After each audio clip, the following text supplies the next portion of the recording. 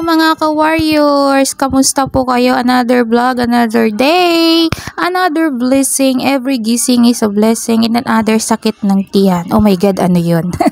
Wala kayong nakita. Charot.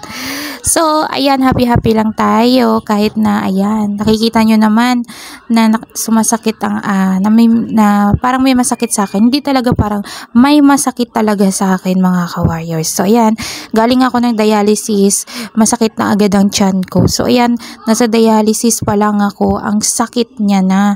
So, habang nakasalang ako doon kanina, nanghingi na ako ng hot compress, parang nawala naman siya nung pauwi na ako ka-warriors. Kaso, nung nakahiga na ako, na matutulog sana ako, ay biglang kumirot, as in, ang kirot-kirot. Ang sakit niya, as in, parang tinutusok. Aray, mama. Kaso wala si mama dito. Ayan, masakit po siya talaga.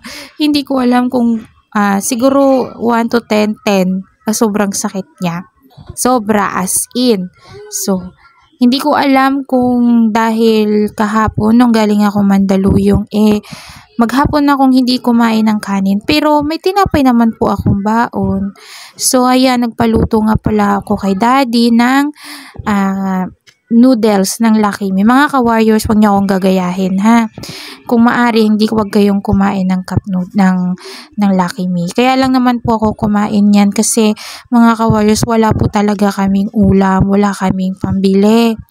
So, ayan, kaysa naman po madagdagan yung sakit ng tiyan ko, sabi ko kay daddy, may natira sa aking 60 pesos dun sa pamasahe ko, ibili ako ng itlog at Lucky Me, ipagluto ako para makakain ako kahit papaano. 'Di ba mga ka-warriors?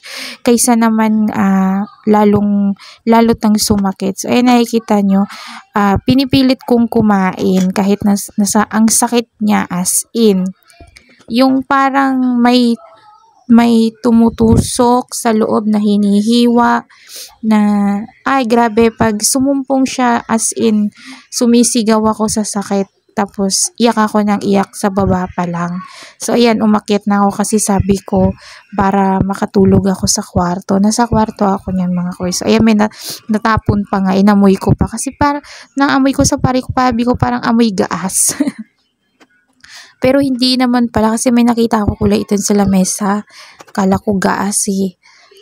Aywan ko, basta yun yung naamoy ko nung time na yan. So, ayan, mga ka-warriors, bihirang-bihira na po ako kumain ng Lucky Me kapag walang-wala na po palagang ulam. Ayan, kumakain ako niyan. Pero kung may ulam naman po kami, hindi ako kumakain ng Lucky Me. Ngayon lang po kasi wala kaming ulam, wala pang pera, wala pa si mama kasi si mama lingguhan po yung uwi.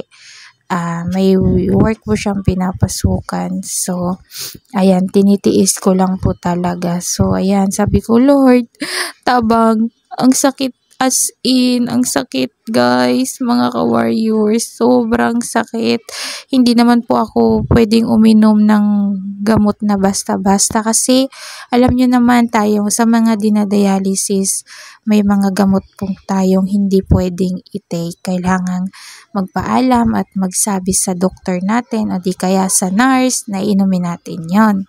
So, ayan, lumipat ako sa baba kasi hindi ko nga po maintindihan yung sarili ko kung saan ko ilulugar sa sobrang sakit na nararamdaman ko. Hindi ko alam kung tutuwad ba ako niyan, titihaya, babalentong. Ayan, so iniipit ko ng unan yung aking tiyan. So, mga ka-wars, ngayon ko na-realize, ayan, umakyat na naman ako ulit sa taas. Kasi nga, hindi ako mapakali guys. So, hinahanapan ko ng komportabling lugar yung katawan ko. So, mga ka-warriors, na-realize ko, pagkatapos na sumakit ang aking tiyan, kinabukasan, nagkaroon po ako. So, yun. Nagkaroon ako ng menstruation. Kaya pala, hindi naman sikmura ko yung masakit. Yung tiyan ko po, yung puson ko, bandang puson. Ang sakit, dysmenorrhea po pala. Kaya sobrang sakit. Pero ngayon lang po ako nagkaroon ng ganyang sakit ng puson na grabe. Parang may kutsilyo dun sa loob na na hinihiwa-hiwa. So, ayan, yung nakuha kong injection mga ka-warriors, nag-inject ako. Yan, unang inject ko kasi 4 yung nakuha ko. So, bago ko nga pala i-inject yan, minamanhid ko muna ng yelo. Nilalagyan ko siya ng yelo. Pag, di ba ang yelo malamig, pag matagal sa balat mo, para siyang anesthesia. Para siyang anesthesia mga ka-warriors. Yan. Kaysa dadalhin ko pa yan sa center, kaya ko naman yan. Tinanong ko naman kung paano mag-inject. So, yan, medyo taba-taba natin i-inject. Hindi ko siya may-inject sa braso kasi syempre di ko makita. Kaya sa tiyan ko siya ini-inject mga kawayo. So, dahan-dahan yung pasok ko ng gamot dyan. Medyo hindi siya masakit pag manhid siya ng yelo. Hindi ko siya masyadong random. So, ayan, tapos na. Ganun lang siya mga